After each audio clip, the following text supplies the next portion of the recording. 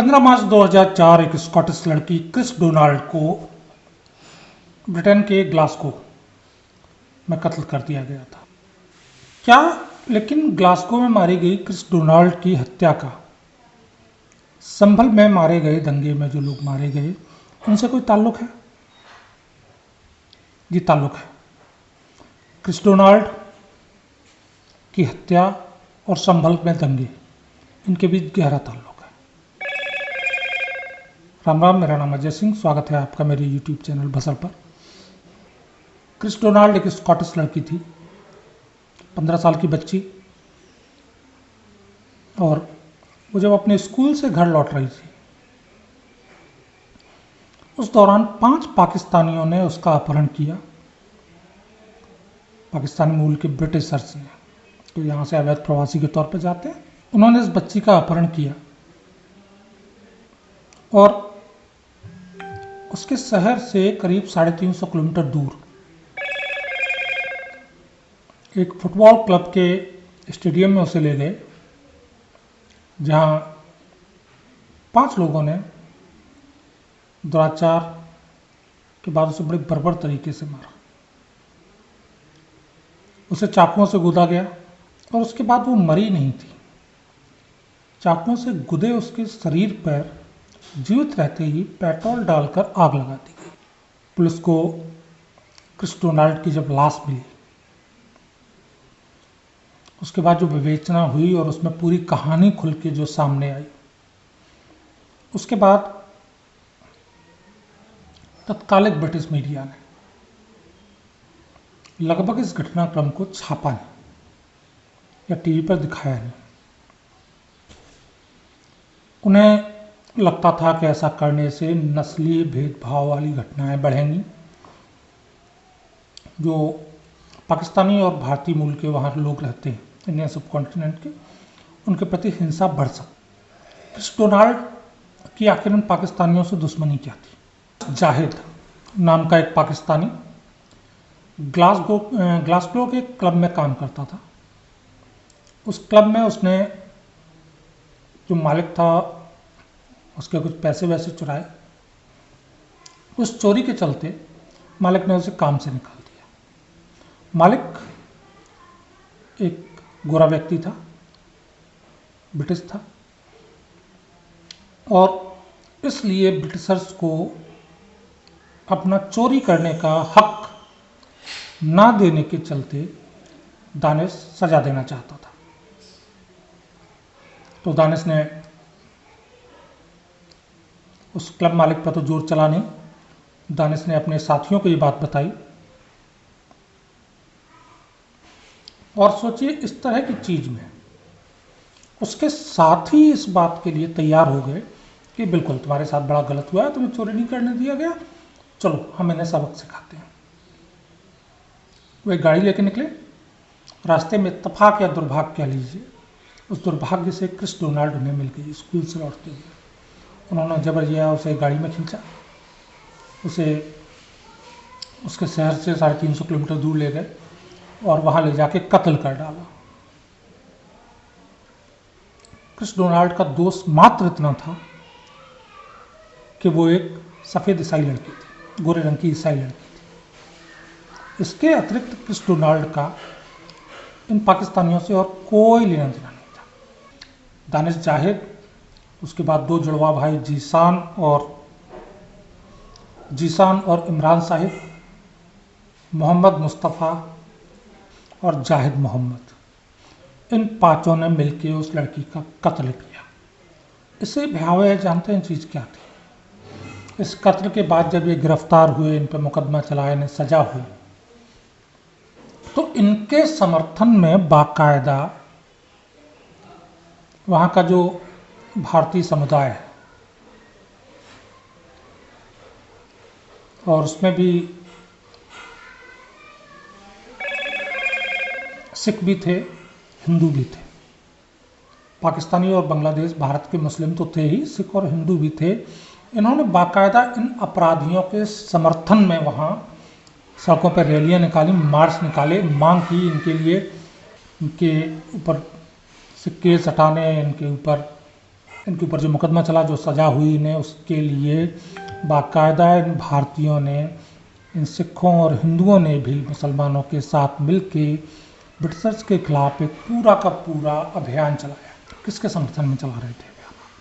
एक 15 साल की बच्ची के रेपिस्ट और हत्यारों के। इसके बाद में एक और घटना जो भारत में बड़ी प्रसिद्ध है, उसका जिक्र गोधरा। गोधरा के रेल यात्रियों का दोष क्या था? शायद वही जो क्रिस डोनाल्ड का। वे हिंदू थे, वे अपने एक तीर्थ स्थान अयोध्या से वापस लौट रहे थे, वो अपने आराध्य राम को मानते थे। उनका दोष मात्र इतना। अंततः उन्होंने गोधरा के मुसलमानों के साथ उनका कोई झगड़ा नहीं था। कोई वजह नहीं थी कि उन्होंने किसी मस्जिद पे कंकड़ फेंका हो, उन्होंने किसी किताब की बेअदबी की हो, या उन्होंने किसी मौलाना मौलवी से कोई झगड़ा किया हो, कोई मारपीट की हो या गाली गलौज की हो। ऐसा कुछ नहीं था। सिर्फ उनका दोस्त था कि वे हिंदू थे। बाकायदा प्लानिंग करके इनके पॉलिटिकल और रिलीजियस लीडर जो थे, उन्होंने कई दिन पहले से वो चीज़ प्लान कर रखी थी। और फिर जब वो ट्रेन गोधरा के रेलवे स्टेशन पे आई, आउटर पे रोका गया, डब्बे बाहर से लॉक किए गए और जिंदा जला दिए गए। कोई वजह नहीं, कोई उकसावे की घटना नहीं। अब बात आज के समय पे जो चर्चा का विषय है मीडिया पे, और जिस पे दरअसल मीडिया आपको पूरी बात बता नहीं रहा। लगातार कहा जा रहा है कि संभल दंगे में इतने लोग मारे गए, संभल दंगा हुआ था 1978 में, उसके बाद के राजनेताओं ने ये किया, वो हुआ। कोई ये नहीं बता रहा कि संभल दंगा आखिर हुआ क्यों। मैं आपको संभल दंगे की वजह बताऊँ। 29 मार्च 1978 ये वो तारीख थी जब मैं इस दुनिया में नहीं आया था। मेरा कोई वजूद नहीं था इस तारीख। और शायद जो मुझे देख सुन रहे होंगे उनमें से बहुतों के उस वक्त तक जन्म नहीं हुआ हूँ।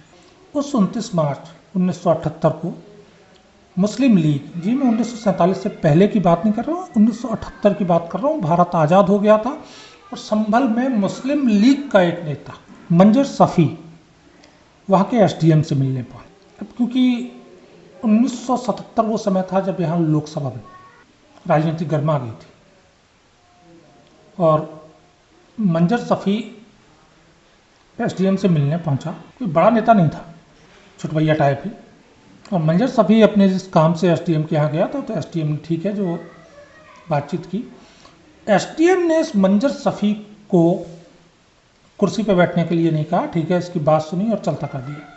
मंजर सफ़ी को ये बात चुभ गई कि उसे एसडीएम ने कुर्सी पर नहीं बैठने दिया, उसे कुर्सी ऑफर नहीं की, उसकी बेइज्जती कर दी। तो मंजर सफ़ी एसडीएम ऑफिस से निकलते हुए चीखने चिल्लाता हुआ बाहर निकला और अनर्गल प्रलाप उसने करना शुरू कर दिया कि भाई देखो मुसलमानों के साथ प्रशासन इस तरह का व्यवहार कर रहा है, ये हो रहा है, वो हो रहा है। तो बकवास उसने करते हुए एसडीएम ऑफिस से निकला और पैदल ही आगे बढ़ने लगा। अब एक नेता, वो भी कोई बहुत बड़ा नहीं, ये बकवास करते हुए वहाँ से निकल रहा है एसडीएम ऑफिस से कि उसे कुर्सी पर नहीं बैठने दिया गया, उसकी बेइज्जती की गई। और इतनी सी बात पे वहाँ के जो रास्ते में उसे मसले मिलते हैं वो उसके साथ जुटना शुरू हो जाते हैं। जुटने के बाद जब वो थोड़ा आगे बढ़ के एसडीएम ऑफिस से चौराहे पे बाज़ार की तरफ आते हैं, जहाँ हिंदुओं का एक बाज़ार था, तो दुकानें बंद कराना शुरू कर देते हैं। बाज़ार बंद होगा, क्यों बंद होगा? मंजर अली मुस्लिम लीग के नेता को एसडीएम ने कुर्सी नहीं दी। इस बात का वहाँ हिंदू व्यापारी विरोध करते, वहाँ पुलिस फोर्स आ जाती है और डंडा फटकार के इन्हें भगा देती है। मंजर सफ़ी और उसके साथी भाग जाते हैं। मंजर सफ़ी आराम से अपने घर में जाके बैठ जाता है। और ये जो मंजर सफ़ी के साथ से भागे हुए लोग थे, वो संभल में ये अफवाह फैलाते हैं कि मुस्लिम लीग के नेता मंजर सफ़ी को कत्ल कर दिया गया। किसने कत्ल कर दिया? हिंदू व्यापारियों ने बाजार में। इस अफवाह से शुरू होता है दंगा। मंजर सफ़ी जो वर्तमान वहाँ का सांसद है, उसका रिश्तेदार था, और इस परिवार जो सफ़ीउर रहमान वर्ग का परिवार है, उसने बाकायदा इस दंगे में बड़ी महत्वपूर्ण भूमिका निभाई।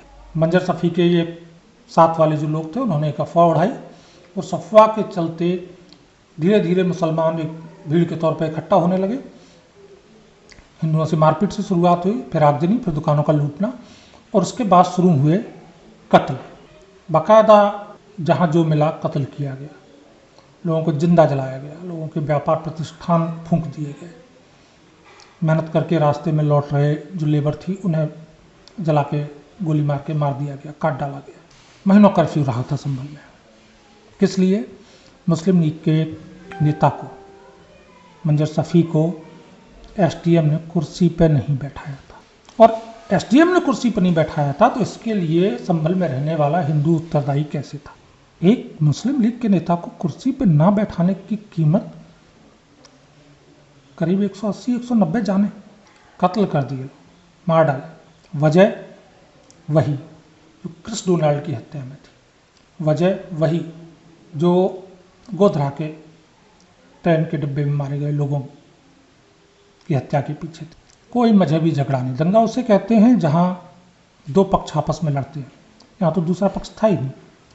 ये जिहादी नरसंहार था, बिना वजह बिना किसी कारण के लोगों का जो कत्ल किया गया उसमें एक ही चीज़ थी, उन्हें हिंदुओं को मारना था। गोधरा में जो ट्रेन में जलाए गए एक ही वजह थी, उन्हें हिंदुओं को जलाना था। क्रिस डोनाल्ड का जो कत्ल किया गया एक ही वजह थी कि एक ईसाई गोरी लड़की को कत्ल किया जाना उन्हें वाजिब लगता। किसी ने मंजर सफ़ी को ये नहीं कहा कि एसडीएम ने अगर कुर्सी पे आपको नहीं बैठने दिया तो चलिए एसडीएम का विरोध करते, उसके लिए हिंदुओं की दुकानें बंद क्यों की जाए, हिंदुओं के कत्ल क्यों किए जाए। दुर्भाग्य रहा कि इस घटनाक्रम के बाद उत्तर प्रदेश की राजनीति में जातीय समीकरणों का बोलबाला हो गया। कुल जमा 169 एफआईआर इस मामले में दर्ज की गई थी संभल में, और उन एफआईआर में जो वर्तमान के वहाँ के सांसद के बाप हैं, दादा, उनके विरुद्ध भी थी, मंजर अली के विरुद्ध भी थी। उसमें से 3 एफआईआर वो थी जो पुलिसकर्मियों द्वारा दर्ज कराई गई थी। चश्मदीद गवाह थे, पर्याप्त सबूत थे। पूरे दंगे में किसी एक व्यक्ति को कोई सजा नहीं मिली। मंजर सफ़ी एक दिन के लिए जेल नहीं गए। सोचिए, एक व्यक्ति अपने आप को कुर्सी पर ना बैठने देने के लिए एक शहर को जला देता है, पूरे को 180 से ज़्यादा जाने ले लेता है और वो एक दिन के लिए जेल भी नहीं जाता। और इन एफआईआर को भी जब मुलायम सिंह पहली बार मुख्यमंत्री बने उसने सारे केस वापस करवा लिए, सारे केस निरस्त हो गए और मंजर सफ़ी, वर्क परिवार और तमाम ऐसे दंगाइयों को क्लीन चिट दे दी। खैर 50 साल बाद सही, लगभग 50 साल होने वाले, इन दंगों में मारे गए लोगों की याद किसी को आई।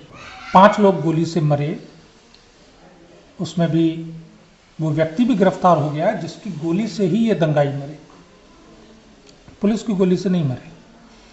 तो सैफई के जो शहंशाह हैं श्रीमंत अखिलेश यादव जी, वो उन 5 के लिए 5-5 लाख रुपए लेकर के और पहुंच जाते हैं सहायता राशि के तौर पर। दंगा में अगर किसी को गिरफ्तार किया जा रहा है उसका विरोध हो रहा है, किसी को जेल भेजा जा रहा है उसका विरोध हो रहा है, हर चीज़ में समाजवादी पार्टी वर्तमान में जो 24 नवंबर की घटना थी उसके बाद वहाँ के दंगाइयों के साथ खड़ी। क्या कभी सैफई परिवार ने मारे गए 180 से ज़्यादा हिंदुओं पर 2 अफसोस के शब्द भी कहे? उल्टा उनके हत्यारों के केस वापस लिए। मरने वालों में यादव भी थे, जो कोर वोटर हैं सपा के, वो भी थे। वो व्यापारी भी थे जो समाजवादी पार्टी को भी चंदा देते हैं। वो राजपूत समाज के लोग भी थे जो जरा सी बात पर नाराज होकर के सपा की तरफ चल देते हैं। सारे थे, दलित भी थे। कोई जय भीम जय भीम का नारा काम नहीं आया था, कोई MY का नारा काम नहीं आया था, और बेवजह कोई वजह नहीं थी कत्ल की, इन्हें कत्ल किया गया था। तो क्या इन 5 लोगों की मौत का जितना दर्द है उसका थोड़ा सा दर्द उन 180 से ज़्यादा लोगों की मौत का नहीं होना चाहिए? लेकिन नहीं हुआ। सवाल पूछा जाना चाहिए अखिलेश से कि आखिर उनका दर्द क्यों नहीं, इनका दर्द क्यों? पुनः ये केस खोले जा रहे हैं, लेकिन इतने सालों के बाद तमाम अभियुक्त कब्र में पहुंच चुके। हाँ, बस इतना न्याय हो पाएगा कि शायद कब्जाई हुई प्रॉपर्टीज वापस मिल जाए, वो भी इतना आसान नहीं होगा। लेकिन क्या उन अपराधियों को जिन्होंने ये विभत्स हत्याकांड किया था किसी भी प्रकार से इस कुकृत्य के लिए दंडित किया जा सकता है? संभावनाएं नहीं है। उनमें से ज़्यादातर मर चुके हैं या जो जिंदा भी हैं उनकी उम्र उतनी है कि अब उनके लिए दंड विधान या जो दंड देके उन्हें जेल में रख पाना संभव। मंजर सफ़ी मर चुका है, इतने लोगों का कत्ल कर वो आराम से अपनी ज़िंदगी जी के मरा। लेकिन एक चीज़ है जिसे दंड दिया जा सकता है। इन दंगाइयों को बचाने वाले समाजवादी पार्टी के नेतृत्व को दंडित किया जाना चाहिए और किया जा सकता है। यहाँ कोई राजनीतिक तेरी सत्ता मेरी सत्ता, एक दूसरे को हाथ नहीं लगाएंगे वाला खेल नहीं होना चाहिए। इन 180 से ज़्यादा हिंदुओं के कत्ल की जिम्मेदारी मंजर शफी जितनी ही मुलायम सिंह परिवार की भी है, समाजवादी पार्टी की भी, क्योंकि न्याय इन्होंने नहीं मिलने दिया और इस अन्याय के लिए कम से कम इन्हें दंडित किया जाना चाहिए। अभी भी जो व्यक्ति 2 लोगों की हत्या के जुर्म में पकड़ा गया है, मौलाना, जो दाऊद इब्राहिम गैंग से जुड़ा हुआ है, जिसके तार पाकिस्तान से जुड़े हुए हैं, जिसके जरिए संभल में पाकिस्तानी और रशियन हथियार आए, इस्तेमाल हुए, उस व्यक्ति ने पुलिस के सामने स्वीकार किया है कि उसे आश्वस्त किया गया था कि उसे किसी भी प्रकार से दंडित नहीं होने दिया जाएगा। उसके बचाव के लिए हम खड़े हैं, पुलिस वालों को मार सकते हो तो मार दो। बाकायदा उसने समाजवादी पार्टी नेताओं के नाम लिए कि इनके आश्वस्त किए जाने के बाद उसने ये किया। तो क्या वर्तमान में जो घटनाक्रम रहा, बुलडोजर संभल में चला, अच्छी बात है, लेकिन क्या जो शीर्ष, जो इस दंगे के पीछे अक्सर होता है, जो इन दंगाइयों को बचाता है, जो इन हत्यारों को संरक्षण देता है, कहीं भी लंदन में, गुजरात में या उत्तर प्रदेश के संभल में, क्या इन संरक्षण देने वालों को दंडित नहीं किया जाना चाहिए? क्या ये संरक्षण देने वाले कानून के दायरे में नहीं आने चाहिए? क्या बाकायदा मुलायम सिंह मर चुके हैं, लेकिन उस समय के सभी परिवार के राजनीति में और भी लोग थे, वो अभी जीवित हैं, क्या उनके विरुद्ध 1978 दंगे में FIR दर्ज नहीं होनी चाहिए? क्या 24 नवंबर की घटना के लिए अखिलेश यादव के विरुद्ध FIR दर्ज नहीं होनी चाहिए? हत्यारे तो ये भी हैं।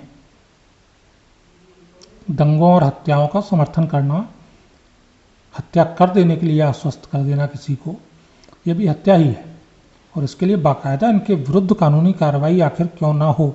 और सिर्फ इनके विरुद्ध क्यों, अगर कोई अन्य राजनीतिक दल भी इस तरह की हरकत करता है तो उसके विरुद्ध भी आखिर कानूनी कार्रवाई क्यों ना हो, उन्हें दंडित क्यों ना किया जाए? और क्या न्याय मांगने के लिए हमें आपको आवाज़ नहीं उठाना चाहिए? कम से कम हम और कुछ ना करें, अपने लिए न्याय तो मांग सकते हैं। और अगर आप न्याय की मांग नहीं कर रहे तो आप तय कर लें कि आपका भविष्य क्या होने जा रहा है। राम राम, जय श्री राम, वंदे मातरम।